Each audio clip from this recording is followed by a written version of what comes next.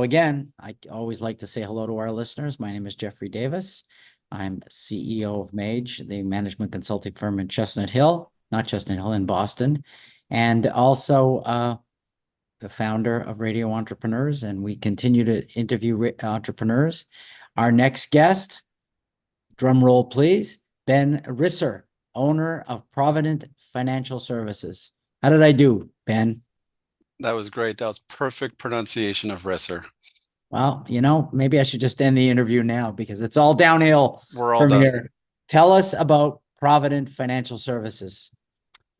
Yes, thank you for this opportunity. So at Provident Financial Services, we're looking to positively impact communities and families through thriving small businesses, private equity, and nonprofits. And the way we do that is by helping executives understand their financial situation and plan to grow. So many small organizations have great heart, have a great mission, but they have a big financial blind spot. And we're looking to step in on a part-time basis and help those folks get on their feet and grow so they can increase their mission impact.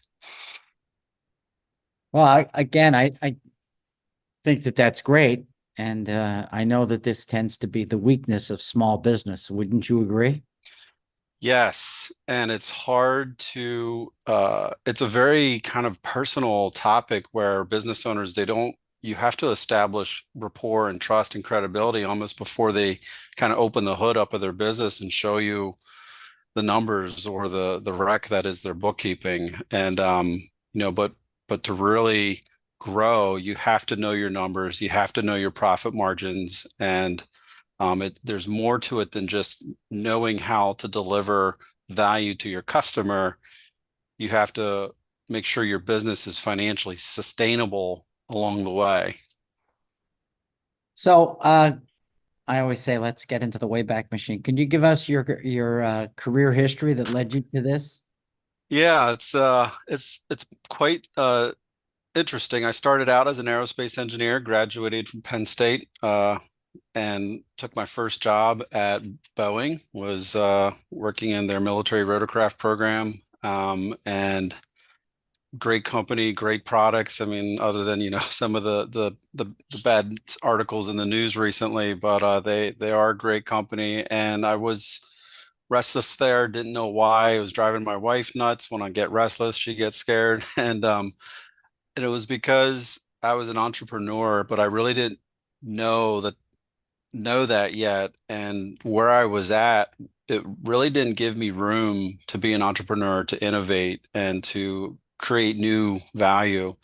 Um, and so while I was at Boeing, I started studying more about economics and finance. I passed the level 1 CFA exam, and eventually was laid off out of the engineering profession. But I had a large multifamily syndication under contract, and that property closed in January 2018.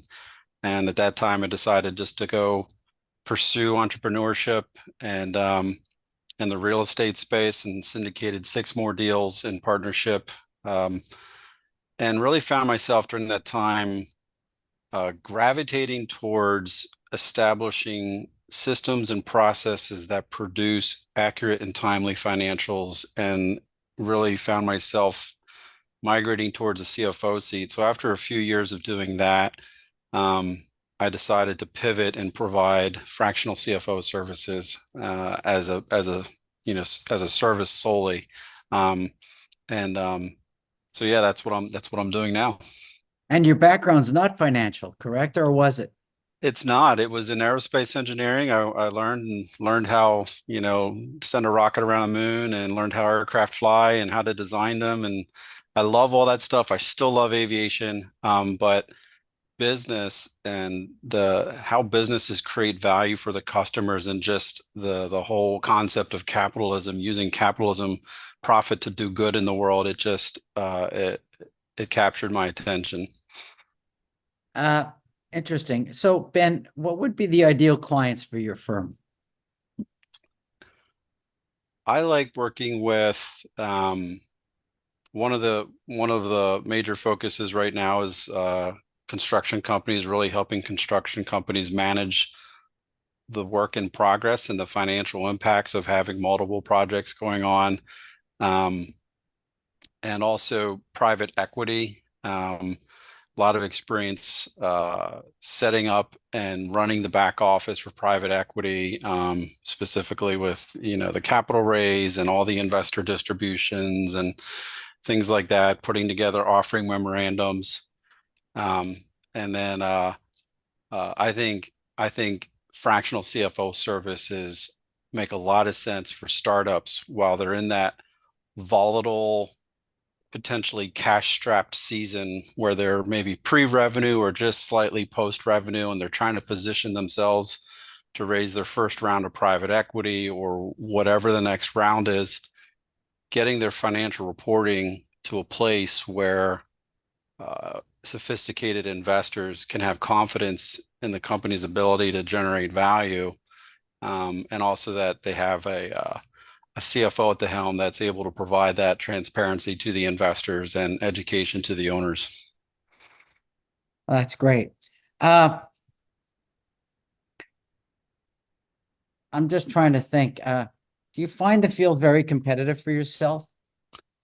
I would say fractional CFO is that term, like, if you look at Google searches, like it's been increasing. So I would say the fractional CFO business is growing, and it's kind of a new term to a lot of people. When I'm going out prospecting, that term, I do not lead with the term fractional CFO because most people don't understand that. They think I have a bookkeeper, I have a tax accountant. Why do I need you? Or I have a financial planner. Why do I need you? Well, who's your financial partner throughout the year, explaining your financials to you and your financial situation and your trajectory and comparing it to your goals, and who's actually helping you develop goals and unpack those and deconstruct those goals into a budget. And so, yeah, it's there's a lot of firms out there. There's a lot of big firms. I'm a small firm. It's me, a controller, and two bookkeepers. And the controller and the two bookkeepers help me stay out of the accounting weeds and focus on the forward-looking strategy and planning. Well, that's very interesting. Do you see the field changing a lot in terms of technology? I would assume backroom support is going to change your field a lot, but I don't want to work from an assumption. I'll let you talk about that. I think there's still, some people think like AI is going to negate all of this, but there's still, AI may somewhat commoditize backwards looking financial reporting. I can see that happening, but as far as planning and strategy and working with owners to develop a plan, I don't think that's going to get replaced anytime soon. But the software, nowadays with Google Sheets and everything connects with Google Sheets, and you could connect Google Sheets to about any other software product. And so the ability to bring data in and analyze it and visualize it, we're in a great place for that. And those, less hours of labor are having to be spent on those things than, say maybe 10, 15 years ago when everybody's working in Excel and QuickBooks Desktop.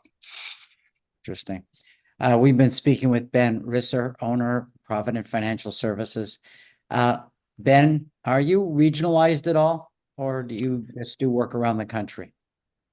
My business is primarily remote. So I've had customers in California, the Midwest. I'm located in the Northeast in Lancaster, Pennsylvania. So no, I'm not regionalized. I'm happy to work with anybody in the U.S. as long, we have to work around time zones and such. Good. Ben, if someone's looking to find you, discuss your services, discuss their organization, and talk to you at Providence Financial Services, how would they find you? Yeah, the best way is to go to my website, providentfinancialservicesltd.com. Great. Well, thank you for being on the show today. I appreciate you taking the time. You have a very interesting background. Remind everybody this is Radio Entrepreneurs.